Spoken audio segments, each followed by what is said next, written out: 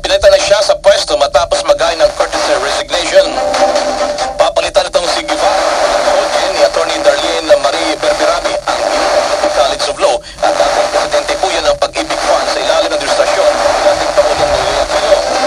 Nagkakasapan ang katapatan ni Guevara kay Pangulong Ferdinand matapos ito umatras maging abogado ng gobyerno sa petisyon na inihain naman sa Korte Supremo ng magkakapatid na Duterte. Hanggang sa mga oras na ito, wala pang kumpirmasyon na detalye na binibigay ang Palasyo ng Malacanang kaugnay naman sa pagpalit kay Guevara bilang Solicitor General.